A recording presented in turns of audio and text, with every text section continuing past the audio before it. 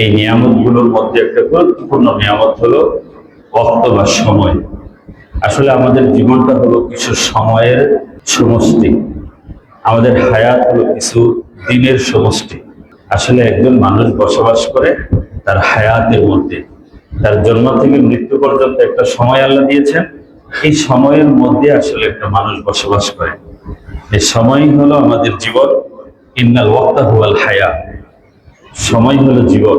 জীবনের অপর নাম সময়, সময়ের অপর নাম জীবন। এই জীবন আল্লাহ পাক রব্বুল আলামিন আমাদের কাছে তার আমানত স্বরূপ দিয়েছেন সঠিকভাবে ব্যবহার করার জন্য। আল্লাহ পাক রব্বুল আলামিন প্রত্যেককে 24 ঘন্টা দিয়েছেন।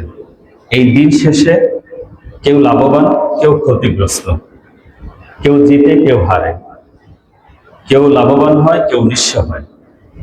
এই জন্য আল্লাহ পাক রব্বুল আলামিন কুরআনুল কারীমে সূরাতুল আসর সময় নামে একটা সূরা অবতীর্ণ করেছেন। ইমাম শাফি রাহমাতুল্লাহ আলাইহি বলেন, যদি আল্লাহ পাক রব্বুল আলামিন পুরা কোরআন শরীফ নাজিল না করতেন, কোরআনের আর একটা আয়াতও নাজিল না করতেন, শুধুমাত্র এই একটি সূরা যদি অবতীর্ণ হতো, এই একটি সূরাই মানুষের হেদায়েতের জন্য, মানুষের বুঝার জন্য, মানুষের সংশোধনের জন্য যথেষ্ট ছিল। আমাদের জীবনটাকে ধরতে পারেন একটা বরফের টুকরা। এই বরফ প্রতিনিয়ত গলে যাচ্ছে, প্রতিনিয়ত এখান থেকে গলে গলে নিঃশেষ হয়ে যাচ্ছে, ছোট হয়ে যাচ্ছে, একদিন গলতে গলতে শেষ হয়ে যাবে। জামানা হয়ে খালে রাহতা নেহি, গুজশতা জামানা ফেরাতা নেহি। জামানা হয়ে খালে রাহতা নেহি, গুজশতা জামানা ফেরাতা নেহি। জামানা সময় এক অবস্থায় স্থির থাকে না, এটা বহমান, নদীর পানির মতো বয়ে চলে যায়। Time and tide wait for no man. সময় এবং নদীর স্রোত কারোর জন্য অপেক্ষা করে না, বয়ে চলে যায়। জীবনের এই গুরুত্বপূর্ণ সোনালী দামি মুহূর্তগুলোকে ভালো কাজে ব্যয় না করে চূড়ান্ত ক্ষতিগ্রস্ত হয়ে যাচ্ছে, খুসরান মুবিন, সুস্পষ্ট ক্ষতিগ্রস্ত হয়ে যাচ্ছে। হাসান বসরি রাহমাতুল্লাহ আলাইহি বলেন, ইয়া ইবনা আদম ইন্নামা আনতা আইয়ামুন, ইয়া ইবনা আদম ইন্নামা আনতা আইয়ামুন, ফাইযা যাহাবা ইয়াউমুন যাহাবা বা'দুক। হে বনি আদম, তুমি তো, তোমার জীবনটা হলো কিছু দিনের সমষ্টি, কিছু দিনের সমষ্টি হলো তোমার জীবন। ফাইযা যাহাবা ইয়াউমুন, তোমার জীবন থেকে যখন একটি দিন চলে যায়, যাহাবা বা'দুক, তোমার একটা অংশ চলে গেল। শাফি রাহমাতুল্লাহ আলাইহি বলেন, আল ওয়াক্তু কাস-সাইফ, সময় হলো তরবারির মতো। ইল্লাম তাকতাহু কাতাআকা, তুমি যদি সময়কে না কাটো, সময় তোমাকে কেটে ফেলবে। অর্থাৎ সময়কে তুমি যদি ব্যবহার না করো, কাজে না লাগাও, এই সময় তোমাকে, জীবনকে এভাবে ধ্বংস করবে, তুমি তখন শেষ হয়ে যাবে। এই সময়ের তরবারি দিয়ে তুমি কেটে ধ্বংস হয়ে যাবে, তোমার অস্তিত্ব তুমি হারিয়ে ফেলবে। মুআয ইবনে জাবাল রাদিয়াল্লাহু তাআলা আনহু বলেন যে, লাইসা ইয়াতাহাসসারু আহলুল জান্নাতি আলা শাইইন, জান্নাতীরা জান্নাতি কোনো বিষয় সম্পর্কে কোনো আফসোস করবে না। জান্নাতীদের একটা আফসোস থাকবে, লা ইয়াতাহাসসারু আহলুল জান্নাতি আলা শাইইন ইল্লা আলা সাআতিন মাররাত বিহিম লাম ইয়াযকুরুল্লাহ বিহা, লাম ইয়াযকুরুল্লাহ ফিহা।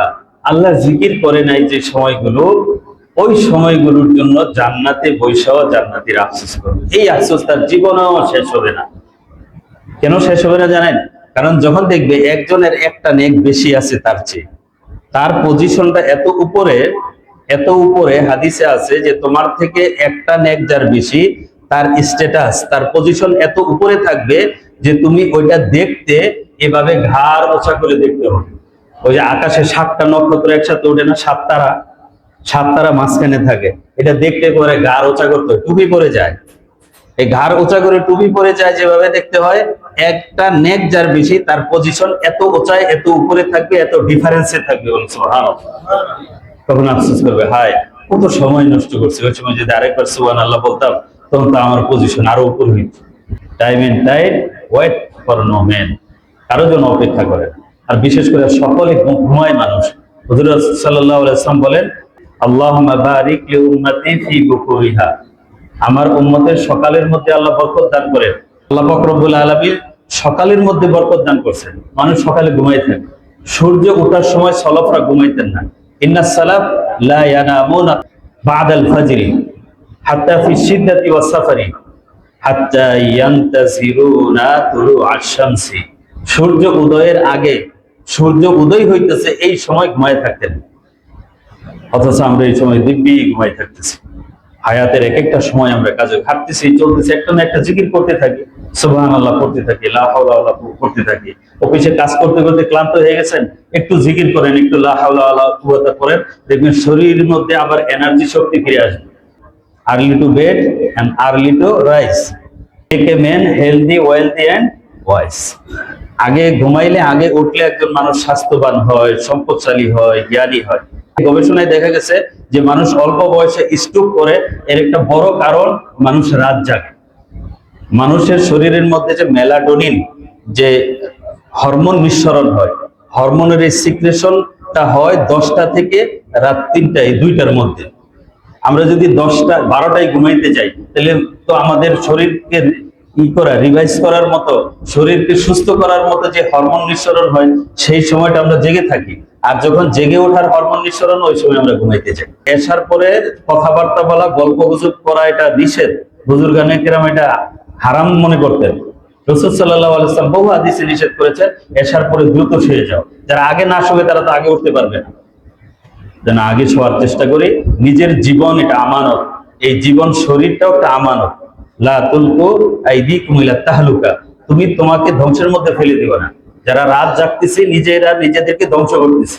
আগে শুয়ে যাই, আগে উঠি, তাহাজ্জুদ করি, জীবনকে অর্থবহ করি, হারদম জিকিরের মধ্যে থাকি।